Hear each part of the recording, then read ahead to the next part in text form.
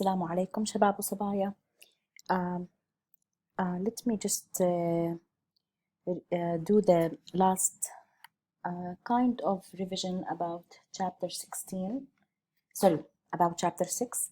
And let me quickly mention the questions that I have already mentioned them to you in the WhatsApp, but still I would like to write here that from chapter 6, because I am not interested that you guys will submit the homework. I am not. كمان مرة, it's not to be submitted, okay? But I would like to let you know that from chapter 6, a couple of problems were nice and important, and I have seen that question 33 and 36 and also 83 were good examples or good questions.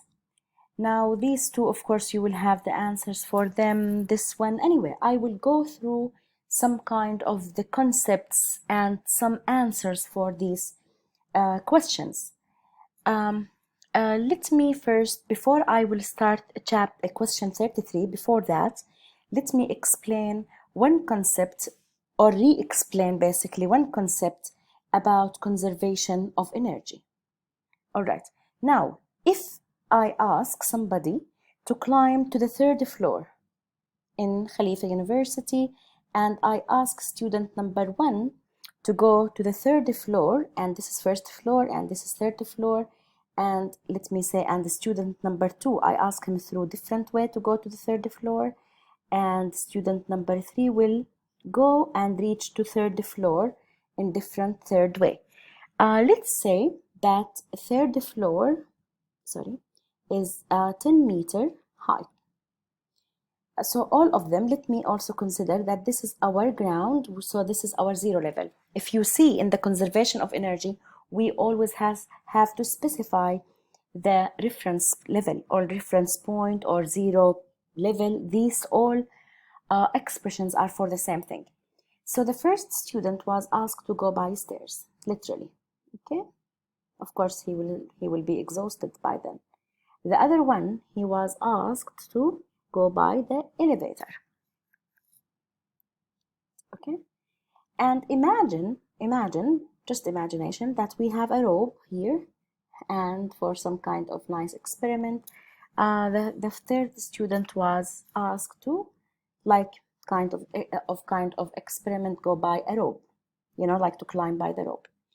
You can see and you can understand that 3 students are going through completely different physical activity, and one of them will be exhausted, the other here will be just reaching so nicely and easily and in extremely short time. This one will take longer time, this could take longest, right?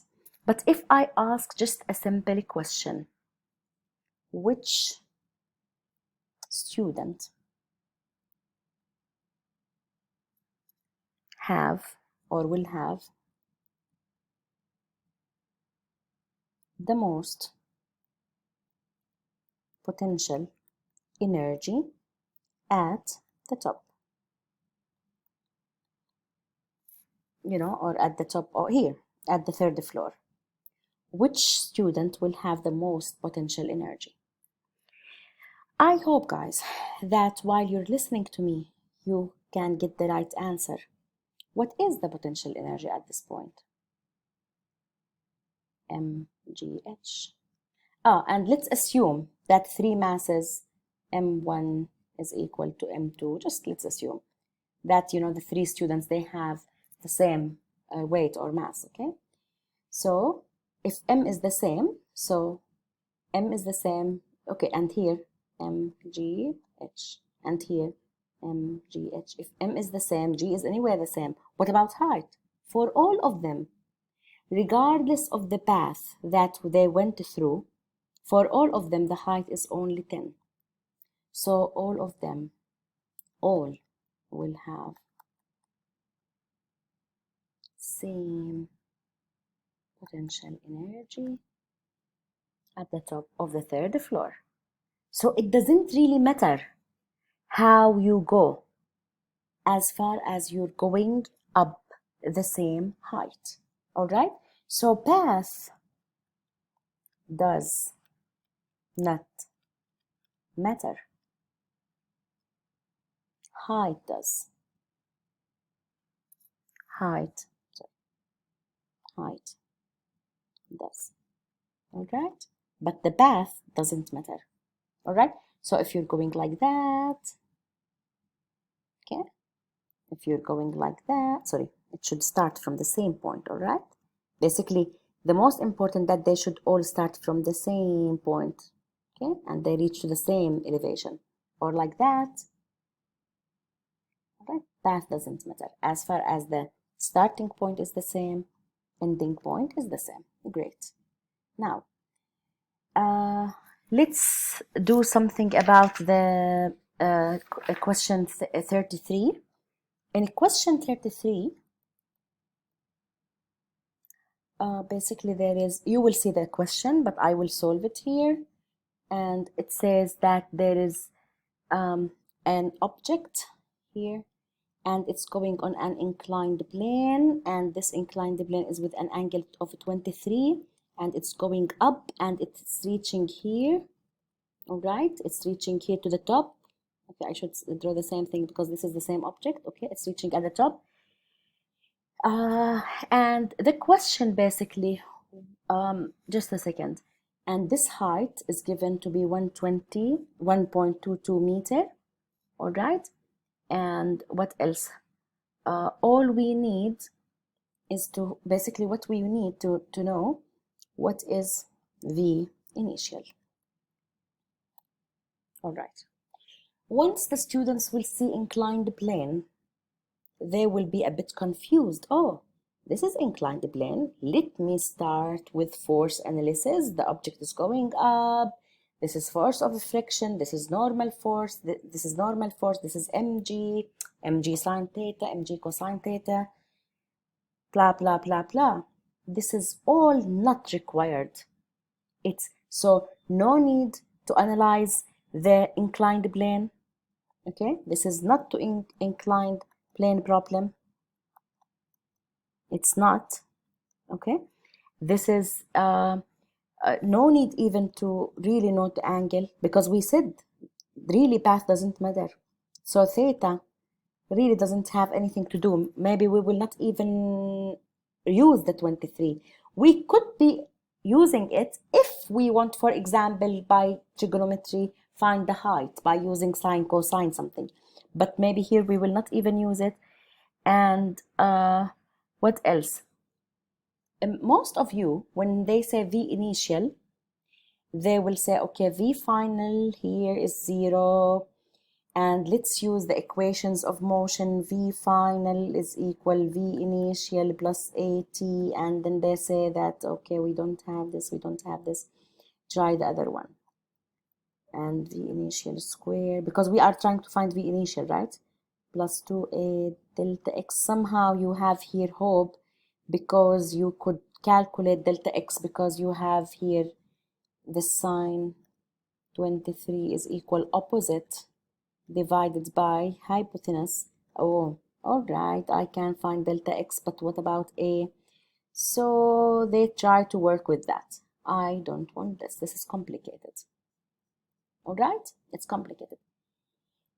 The good thing in chapter 6, that all these things that we have learned earlier are perfectly fine, but they need more information usually. You need to know acceleration, you need to know time. For inclined plane, really, you need to know the mass of the object, right? Because this is a mass of the object. You need to know many things actually. But luckily, in chapter 6 material and in conservation, this is a frictionless surface. Conservation of energy. We have a very simple tool that does not require this equation, does not require a vector analysis, because you know here, if it's inclined plane, just a second, if it's inclined plane, you have to go through this kind of, 1 minute. If it's inclined plane, then you have to go through, let me draw it just again, mg and fn and mg sine, mg cosine, whatever, and these kind of vectors. Here we are free from vectors. We are free from equations of motion. So we are free from two things. Free from vectors. We are free from equations of motion, which mainly they create trouble for the students. Conservation of energy, just simply say, where is your starting point? Initial. Where is your ending point? Final. What is the conservation of energy? Mechanical energy initial is equal mechanical energy final. What is the mechanical energy potential plus kinetic? And practice to be fast and safe. All right, fast and safe. Like, you don't really have to do this, but this is because I'm explaining a class. You just keep in mind mechanical energy initial is equal final. What is the mechanical? And immediately put your reference level, okay, which is 0. So in initial, is there any potential energy? No, because we are in level 0. What about kinetic energy? Yes, because he's literally asking for the V initial, half mv initial square. Wait, we don't have the mass. Don't freak out. Don't panic. Maybe we don't need it. What is the potential energy at the final stage? It's mg times 1.22. Great. Half m. Okay, they say that it stopped. So also here it is 0. No need to continue. Okay, no need, 0. Great. So what all we have, m will go with m, and v initial will equal to g 1.22, all under the square root. Don't forget the square root, guys. This is multiple choice questions, so you really will have one option without taking the square root. So you could do all that and then you get the wrong answer. So make sure that you do safe and fast. And the answer, just to let you know the answer, meter per second. All right. So this is really not complicated, you see? You pay attention. What if this question comes and you could really have all the information about this? You could have all the information here. If it's a multiple choice question, which method you will use? This, or simply this method? Of course, this one. It's a piece of cake. No equations, no vectors, nothing. If I really have enough information to use this method, I would, without thinking, go for it. All right. Now let me go for another example, guys, which is same concept. It is okay. The other one, question 36. Maybe it was, instead of going up, it's going down, the object. And in going that down, let me just see, because I am not having the question in front of me, but I have my notes, that a person is literally sliding down. There is a person on a slide, and there is another person, if I am really copying the question correctly. Okay, the other person is on a water slide. He started from here, he ends there. And let me erase this, because here this is not the same. Okay, now back to this. And one person is sliding from here, starting from here on a water park. Okay, and he's reaching here. And the other person is going through a very straight kind of slide. And he's, of course, they both are starting from the same elevation. And this person is with angle 36, all right? The same thing, he's sliding. And it says that